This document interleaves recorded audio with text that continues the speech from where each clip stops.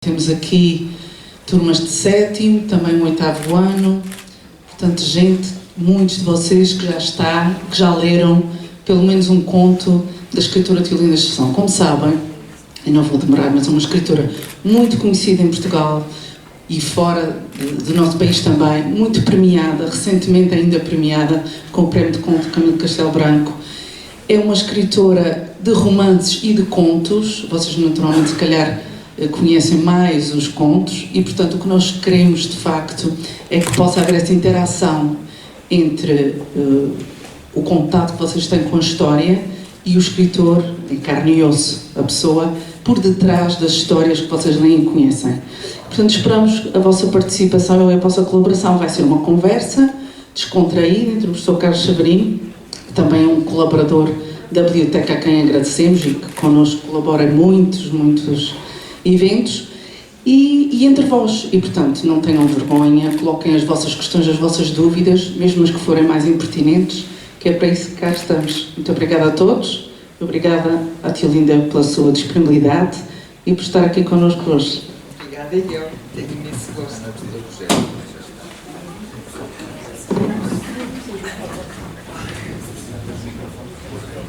Bem, bom dia, se me conseguirem ouvir lá, consegues-me ouvir? Consegues ouvir? Toda a gente não consegue ouvir, estás na última fila, estás a ouvir o problema. Então, bem-vindos à Biblioteca Pública, muito obrigada, Dra. Cláudia, pelo convite e podemos estar aqui a conversar com a professora Teolinda Assunção, que é para mim um êxtase de alegria poder estar aqui a falar com uma escritora que eu admiro imenso, cuja obra eu já li praticamente toda. Eu vou-vos. Há aqui um escaparate. Eu digo-vos o que é que não li. Não li o primeiro daqui, da segunda, que é o seu último diário, o Arte dos Livros, que só fui rapidamente, e ainda não li a Arte das Palavras, que é a temática pós-colonialista, mas tenho que ficar aqui. Agora, nós hoje estamos cá, principalmente para falar com a professora Teolinda Assunção, que entre prémios, praticamente todos os livros que estão ali ganharam prémios, seja da Associação Portuguesa de Escritores com a Casa de Cabeça de Cavalo, seja o Prémio Cidade da Cidade de Ulisses, O Silêncio, que é o primeiro livro que publica em 1981, já foi há uns anos, mas ainda continua muito atual, porque a professora Isabel Alceta falou dele no curso de Qualidade da Literatura da Capela do Rato, que eu estive a ouvir. Aquilo que nós conhecemos mais e trabalhamos mais a professora Teolinda Assunção na escola é normalmente pelos contos, designadamente por um conto tirado deste livro, que é A Mulher que Prendeu a Chuva. E vocês lembram-se do título de conto? É um título extenso. Alguém se lembra do título de conto? Vejam lá. Eles sabem. Não tenho, eu não tenho. Vai continuar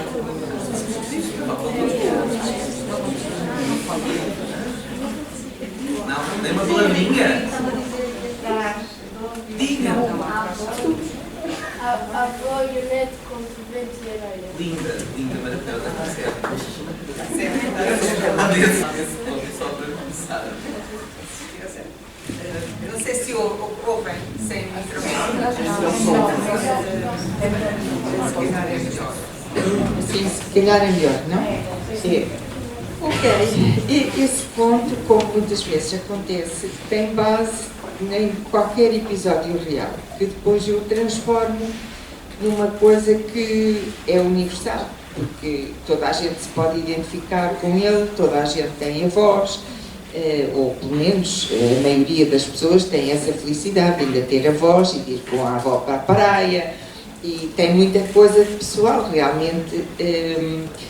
Nós levámos os netos para a praia, que foi por acaso de Porto Santo, que eles diziam, é a praia mais bonita do mundo, e adoravam. E durante 25 anos nós fomos para lá. Primeiro ia só eu e o meu marido, e depois, quando nasceram os netos, a partir daí dos 2 anos do mais velho, começaram a ir connosco.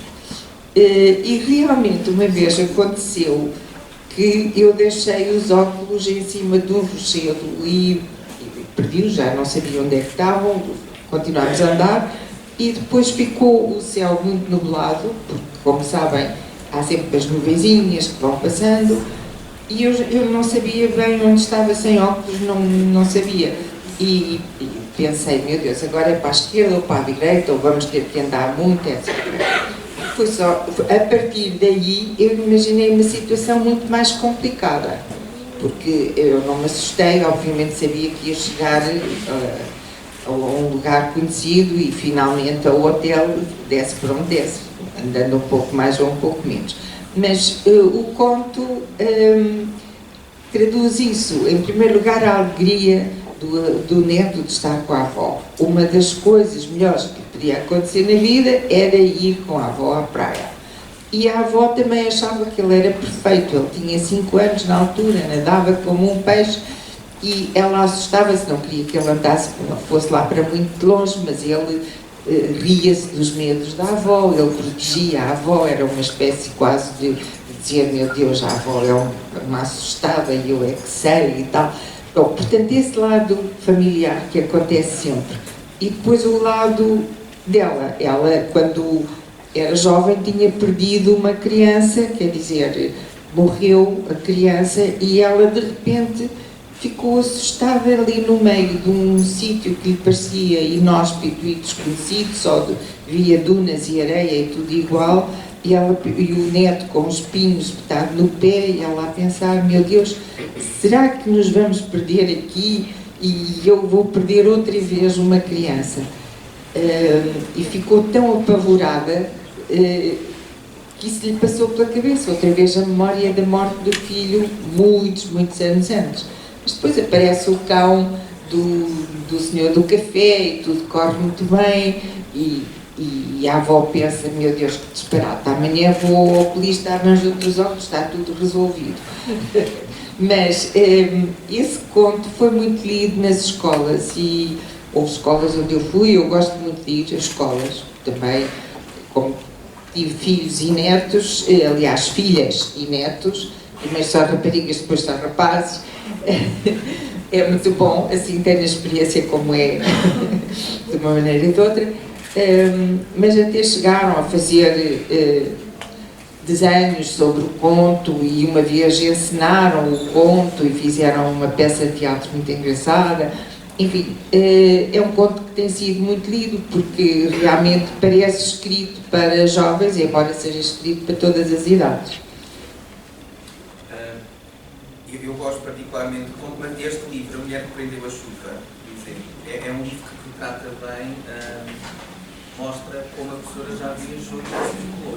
A professora foi apresentando sucintamente o currículo de Ciências Humanísticas, depois foi assistente na Faculdade de Letras de Lisboa, depois foi, antes ainda, foi leitora em Mundo, aí viajou bastante e este livro mostra isso, não é? Como, experiência, etc. Depois foi, então, assistente na Faculdade de Letras da Universidade de Lisboa, depois catedrática de Literatura Alemã Comparada na Faculdade de Nova. Sucintamente. Sim, entretanto ainda estive 6 meses em Moçambique, na altura colonial. E no Brasil. E no Brasil, depois já tinha as filhas pequenas e fui com o meu marido, que teve uma oferta de trabalhar lá por 2 anos e foi uma experiência muito interessante em São Paulo. Portanto, realmente, depois continuo a viajar, claro, e a ir a vários sítios. Também estive na Universidade de Berkeley, na Califórnia, em 2004 como escritora residente, convidada, que foi uma experiência também muito interessante.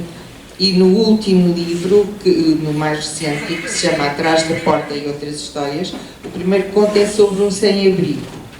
E eu escrevi esse conto a partir de uma vivência que eu tive na Califórnia, que era ver realmente os sem-abrigo. Claro que Lisboa também está cheia deles, o mundo está cheio deles.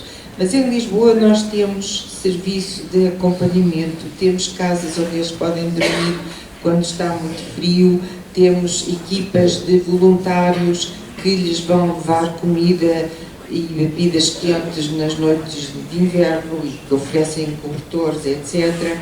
Aliás, uma das minhas filhas já fez uns anos de voluntariado com eles e tenho uma grande amiga que trabalha com eles.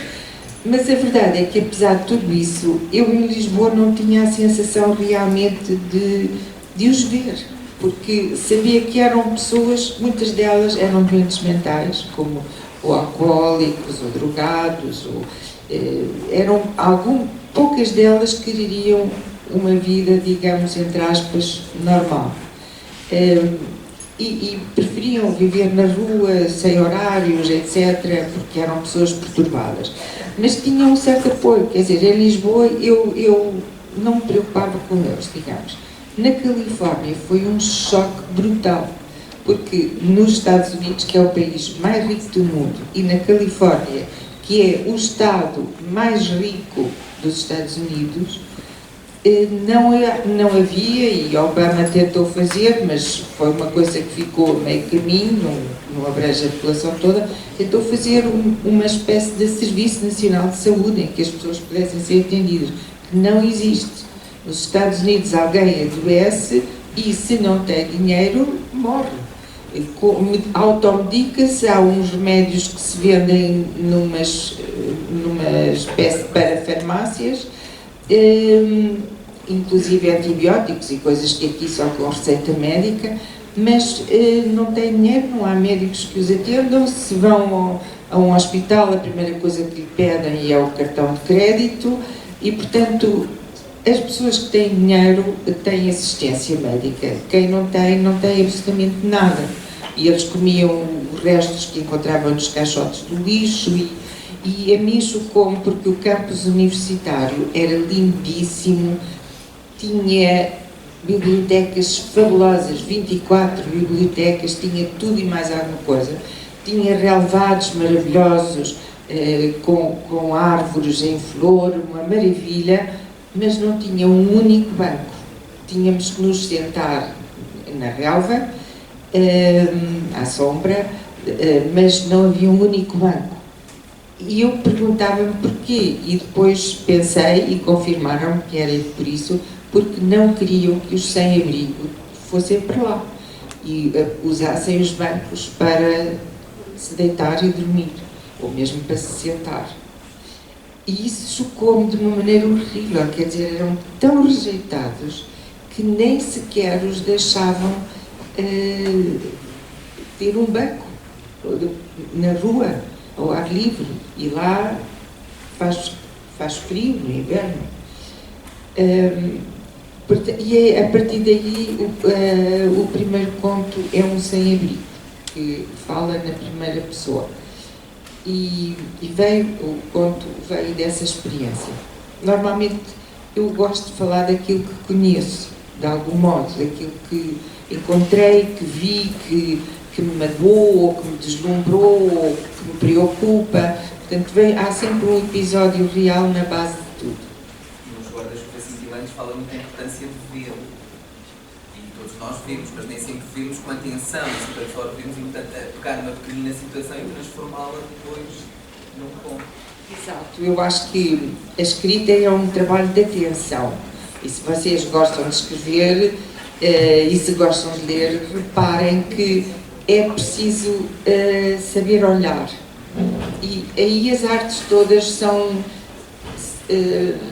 conectadas umas com as outras. Portanto, a literatura não é independente da pintura, do cinema, das artes visuais, nem da música. A música é uma arte que se desenrola no tempo. Né? Para ouvirmos uma música, ela tem um tempo para ser ouvida. A pintura é imediata.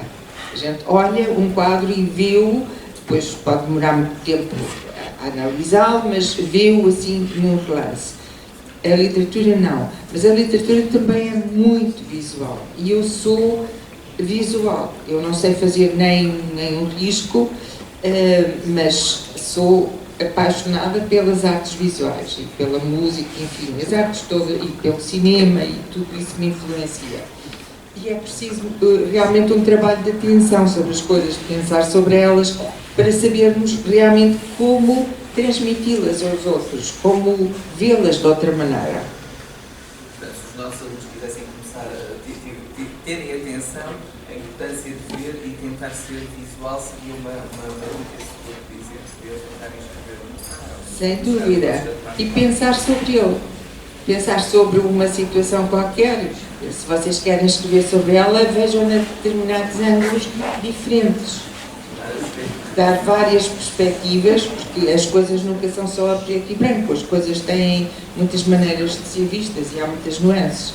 Então vêm ali mais uns meninos, estes são da Escola Tomás Borba, eu. Muito bem, muito bem. Então vamos deixá-los contar as coisas. Vamos interromper o minutinho para eles se acomodarem.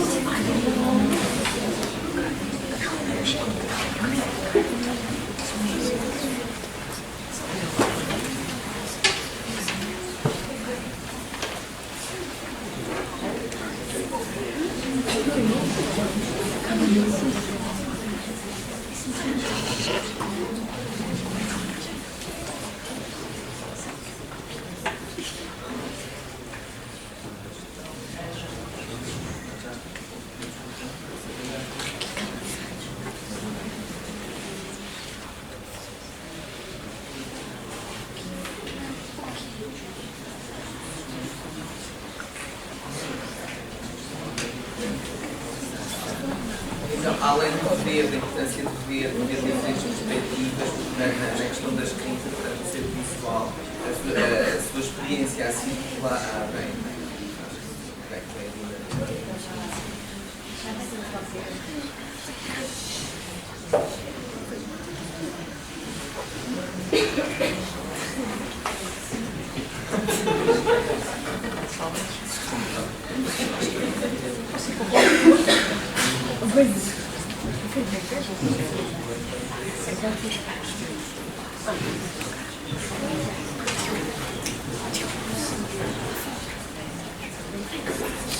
Eu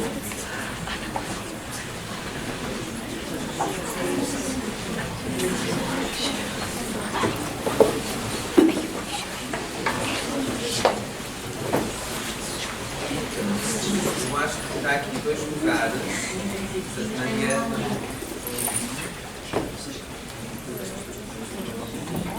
Olha, se está alguém ao seu lado.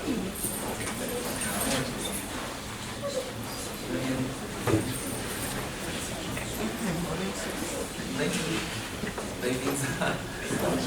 Ainda quer partilhar connosco cá para estava a partilhar a imagem. Sim. Bom, eu vou dizer o que queria ter dito ao princípio, mas fui embalada. Eu realmente tenho imenso gosto em estar nos Açores.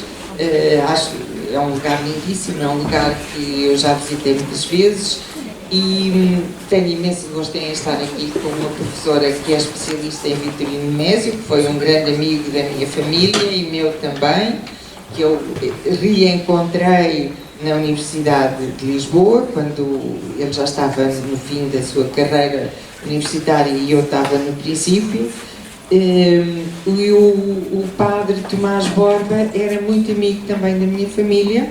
Ele era músico e musicólogo e inclusive ele esteve também em Portugal, professor no conservatório, e fez as músicas para umas peças que uma tia, irmã do meu pai, que era professora do liceu, fez para serem representadas pelos alunos.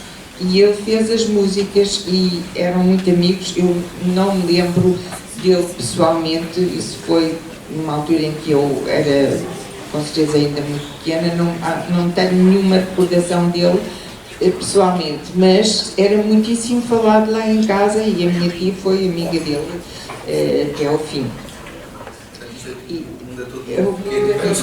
E tenho imenso gosto em ser hoje aqui apresentada por vocês pelo professor Carlos Severino, que já é um meu velho amigo desde Lisboa e de outras circunstâncias da Faculdade de Letras de Lisboa, que é um enorme prazer.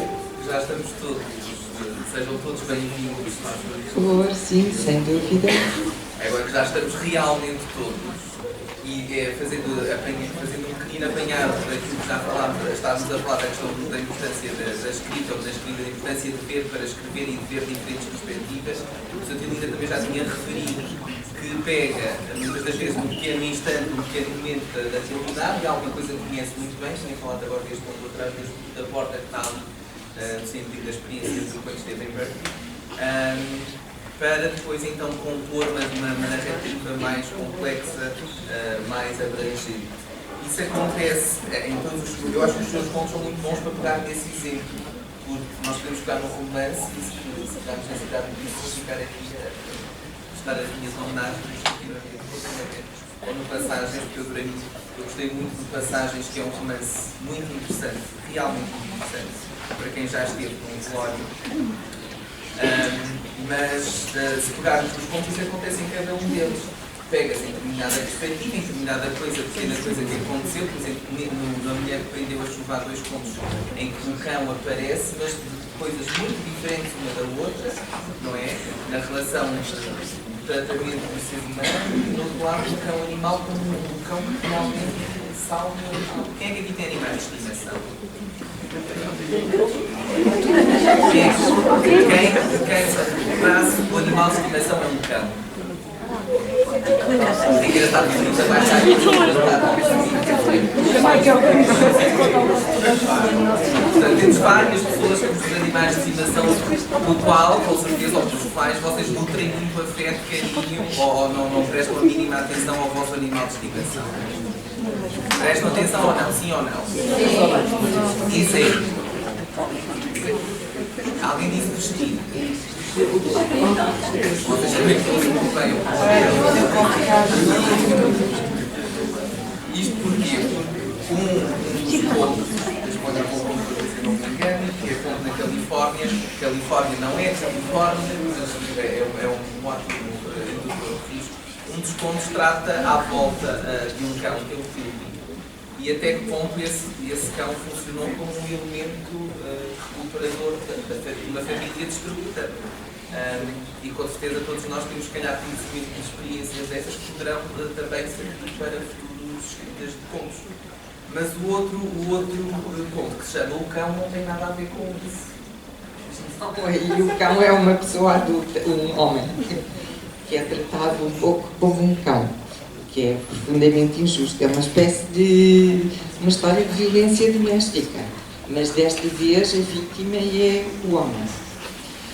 E o que também acontece, embora com menos frequência, normalmente o homem tem mais força física e tem mais tendência a ser agressivo, ou pelo menos a deixar-se levar pela emoção do momento, de uma maneira mais cega, digamos, e normalmente a violência é sobre a mulher. E a mim choca-me imenso que existe a violência no namoro. Meu Deus, como é que é possível?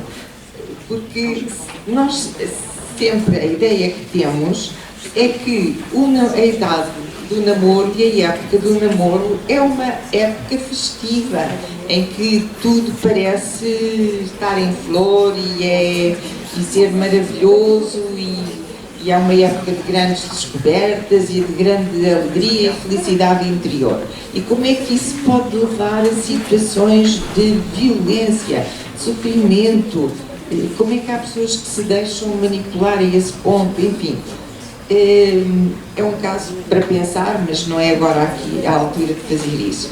Mas é um ponto sobre o qual eu gostaria que vocês, depois lá em casa, calmamente, pensassem. Neste ponto tem também um ponto interessante, que teve uma resposta que é retirado para as situações durante uma coisa é o casaco de Raposa Vermelha, que mostra essa simbiose entre eu e depois uma metamorfose de certo modo com o animal e com como é que foi, por exemplo, ligarem para a pessoa e dizer, gostaríamos de fazer uma encenação deste ponto, gostaríamos de fazer, acho que tem que viver um filme, mas tinha que à boca dele. O que é que acha, o que é que achou? Esse ponto tem uma história engraçada. Quando nós escrevemos uma coisa, nunca sabemos o destino que ela vai ter. Se vai ter leitores, se as pessoas vão gostar, se não, como é que é. E esse foi, de tudo o que eu escrevi, a coisa que teve, assim, um sucesso fantástico. Tomara eu que todos os livros tivessem esse sucesso. Porque o conto foi traduzido para inglês e nos Estados Unidos fizeram tudo quanto há sobre o livro. O livro está em textos escolares, no Canadá, nos Estados Unidos, em montes de escolas.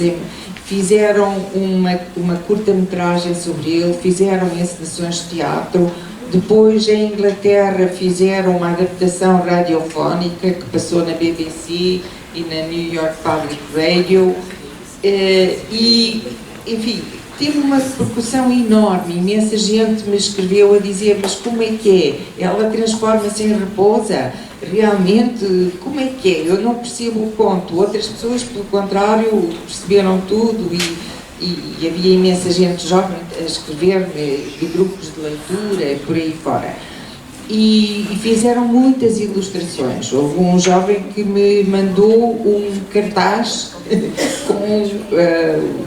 com a representação que ele imaginava que deveria ser cartaz para um filme que lhe foi encomendado.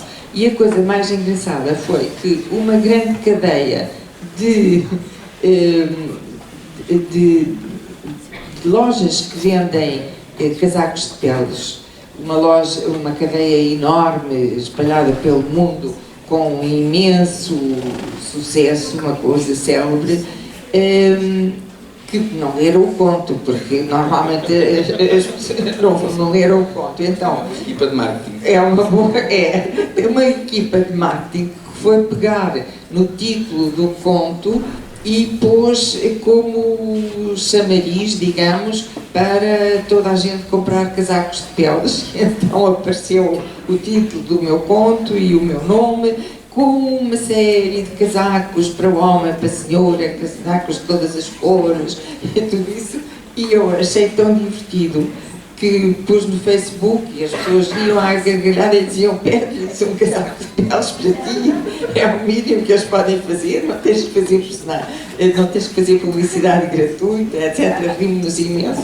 Mas eles não leram, porque se lessem, aquilo era o pior reclame possível para uma loja de casacos de peles, porque uma mulher, no conto há uma mulher que se apaixona, digamos, entre aspas, por um casaco de pele e consegue comprá-lo a prestações e com alguma dificuldade. Ela é uma pequena empregada funcionária de um banco, portanto tem uma vida monótona, repetitiva, etc. E depois, quando veste o casaco finalmente, de facto, transforma-se em raposa e perde-se na floresta.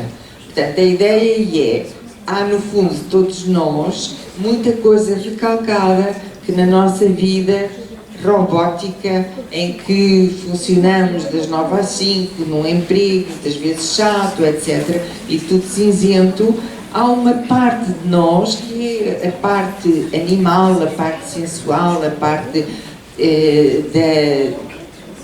dos impulsos vitais mais profundos, uma parte que não encaixa nisso e que gostaria assim de se perder pela floresta e de deixar este mundo um bocado maluco e vazio em que nós vivemos. Por exemplo, o Ian McEwan, que é um autor inglês que eu gosto muito, publicou agora um livro que se chama Robôs como Nós. Não é por acaso que as pessoas sentem-se muitas vezes robotizadas e empobrecidas pela vida que a sociedade as obriga a levar. Bom, claro que há escapatórias para isso, não é? As pessoas têm sempre os seus hobbies, os seus tempos livres, os seus fins de semana, e não nos podemos queixar porque trabalhamos em condições infinitamente melhores do que as pessoas que vivem em sociedades repressivas como, sei lá, a China ou Singapura ou outros lugares onde as pessoas trabalham por um salário baixíssimo, por meia dúzia de dólares por mês, e são praticamente escravizadas, trabalham quase 24 horas por dia até ter folgado. É horrível as condições, e as grandes marcas, fazem os seus produtos aí e depois vendem-nos 500 vezes mais caro, por exemplo. E nós não pensamos nisso. As grandes marcas, como eles exploram a mão de obra barata que encontram noutros lugares. Também é uma coisa para pensar. Vale a pena comprar roupa de marca eu acho que não, os meus netos nunca usavam. Roupa de marca é uma parvoíce, é igual a todas as outras e serve para usar, e a roupa deve ser uma coisa para gastar, uma coisa simples e cómoda, e roupa de marca não faz sentido, é só dar dinheiro a esses impérios comerciais que não fazem sentido nenhum, mas que existem para explorar os outros. E que contam muito com a imagem, não é? Aliás, nós estamos numa sociedade de imagem e as redes sociais ajudam a isso. E num outro livro que a professora tem, que é o Histórias de Ver e Andar, que ganhou o grande prémio de Conto Camilo de Castelo Branco, tal como o Perante, Amores e Outros Desvarios, tem um conto que é o Big Brother Isn't Watching You, que é um bocadinho assustador quando se pensa na situação que acontece ali. Eu quando dei aulas na Amadora foi quando houve a polémica das agressões no Pé do Colombo. Portanto, era um assunto muito falado, mas este conto, que é um conto que vocês têm de ler, porque vocês adoram as redes sociais e os youtubers, e ser famoso é muito importante, têm de ler este conto, Big Brother Isn't Watching You, do livro que está ali no meio, Histórias de Ver e Andar, do Verde. Porque o final é um final catastrófico, completamente catastrófico para as personagens.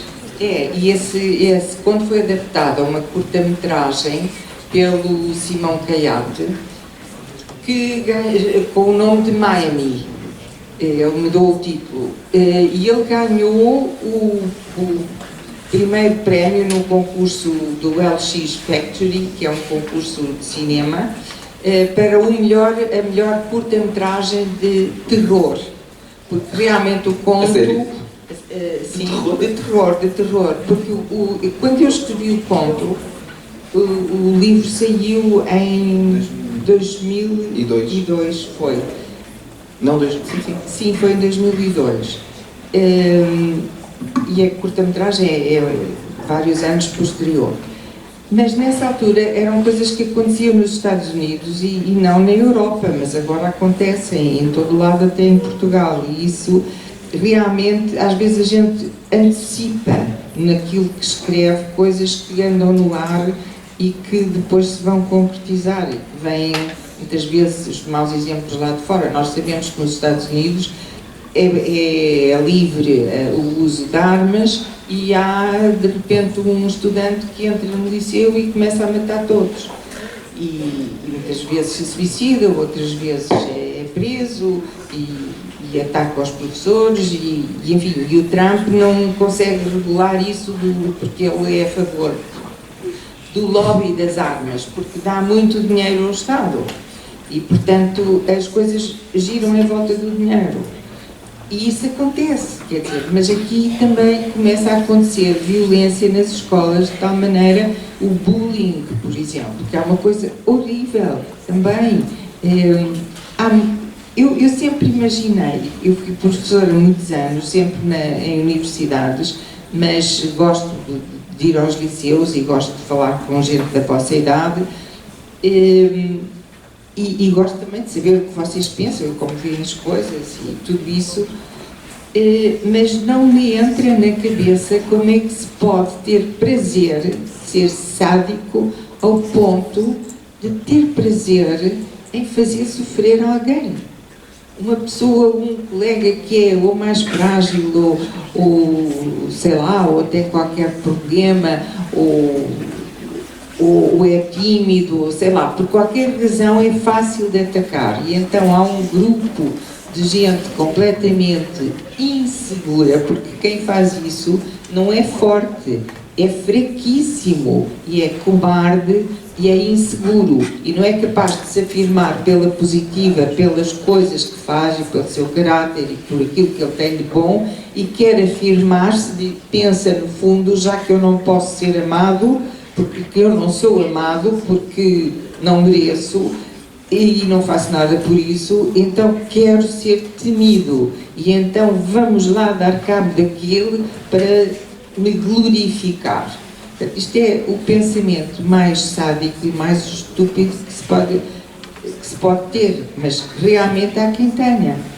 E o meu conselho é sempre a quem é vítima de bullying que não se cale, porque entretanto já se conseguiu que isso seja criminalizado e que não seja possível acontecer, porque é do mais injusto e do mais sádico que se pode imaginar. E também os agressores precisam de apoio psicológico, porque eles não estão bem, porque uma pessoa que pensa assim, eu quero ser temido, porque não sou suficientemente amado, porque me sinto inseguro, porque não sei quem sou, porque não me posso afirmar, etc. É uma pessoa que precisa de ajuda, também ele. Portanto, dos dois lados, são jovens adolescentes em risco e que estão a sofrer e que estão mal. E claro que a sociedade mudou muito, há muitos pais drogados, infelizmente, muitos filhos a tomar conta deles, muitos pais alcoólicos, muitas famílias completamente desestruturadas. Infelizmente, há muitos adolescentes que têm uma história de enorme sofrimento.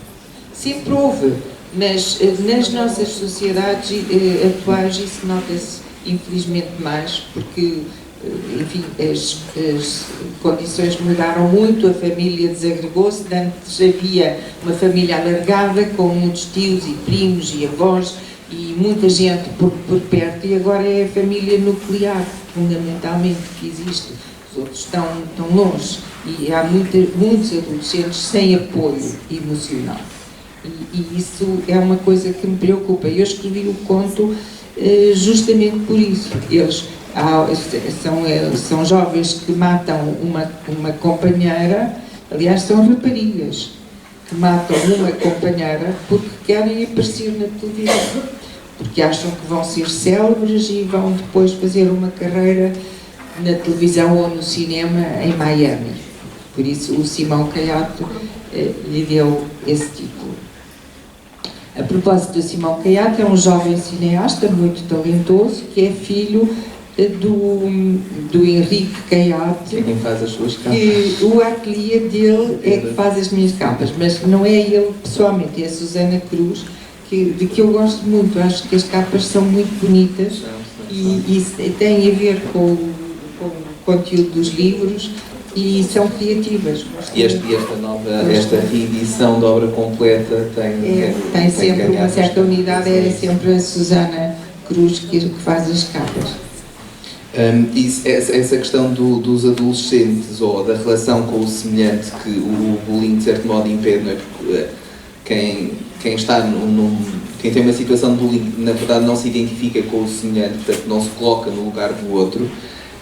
Acontece no outro conto seu que se chama O Meu Semelhante, do Prantos, Amores e Outros Desvarios, cujo book trailer é aquele que, quando saírem, está ali um ecrã ao pé do escaparate que podem ver e que está relacionado com um dos contos desse livro, e que é muito curioso porque a determinada altura, e nós temos muito este pensamento nesta sociedade muito individualista em que estamos, a narradora diz: devia ajudar o meu semelhante. Ora, tinha tratado a minha vida primeiro. Exato. Essa relação. Exato. Mas aí, em primeiro lugar, não é? E a personagem tem uma certa razão, porque ela é uma mulher de dias que trabalha arduamente o dia inteiro e depois sabe que há uma pessoa dentro do elevador que ficou lá presa. E ela pensa, eu devia ajudá-la, mas ela está extenuada. Ela tem que ir para casa e fazer uma série de coisas. Mora longíssimo, demora horas no caminho e não sei o quê. E ela diz, bem, alguém virá e irá socorrer, eu vou, mas é a minha vida porque não posso fazer mais nada. E depois a pessoa do elevador salva-se, não acontece nada, portanto realmente ela não teria sido a única possibilidade de a tirar daquela situação. Mas ela, de facto, foi egoísta, mas aí tem uma certa desculpa. Há outras situações em que não há desculpa possível, não é? Mas aí eu compreendo também a posição dela.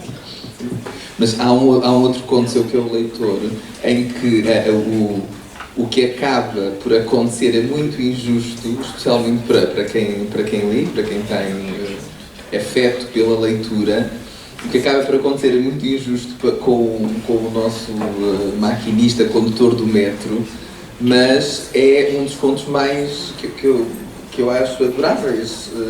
Adoráveis no sentido mesmo não é só de ler, é de imaginar toda aquela situação e depois como é que se chega àquele desenlace. Como é que é possível chegar àquele desenlace? Ele estava a ler, era tão bom, era tão prazeroso e acaba despedido. E esse conto também acontecem histórias engraçadíssimas. Se eu vos fosse contar, nem imaginavam. Mas essa vou contar. É um conto de um maquinista do metro de Lisboa que adora ler e também é uma pessoa que passa ali uma data de horas sempre na mesma linha, vai mudando, mas em cada dia é a mesma linha, e vai, chega ao fim da carreira, volta para trás, portanto está farto, e sempre com luz artificial, sempre no mundo subterrâneo, e ele gosta imenso de ler, sobretudo policiais. Porquê? Porque o policial é um livro entusiasmante, quer saber quem é o assassino, e gosta sobretudo da Agatha Christie, que realmente tem livros muito interessantes policiais, que vocês se calhar conhecem ou já ouviram falar, ouviram séries na televisão, do Poirot, etc., por aí fora. E o maquinista começa a ler um livro policial, primeiro nas paragens do metro. Mas depois, como a marcha do metro é muito automatizada, ele vai começando a ler com uma pilhazinha pequenina, como às vezes vocês fazem quando vão para a cama e vos mandam apagar a luz e ficam a ler debaixo dos lençóis com uma pilha pequenina ou com o telefone, a lanterna de telefone acesa. Ele vai fazendo isso e vai lendo entre as estações. E a certa altura não dá conta que está desincronizada aquela fita magnética que vai dizendo a próxima estação X ou Y e depois é um passageiro que lhe vem dizer que não dá conta, encontrou a ler e ele é despedido porque estava a pôr em risco a vida das pessoas. E foi muito engraçado porque o conto partiu, como sempre, de uma situação real. Isso acontece várias vezes, mas uma vez aconteceu-me também. Eu ia no metro e a fita estava desmagnetizada e eu tentei ir dizer ao maquinista que a fita estava desmagnetizada, estava desincronizada, portanto que a pusesse, que a corrigisse, mas ele não estava a ler coisa nenhuma, ele estava na sua profissão, mas eu imaginei como seria se ele estivesse a ler.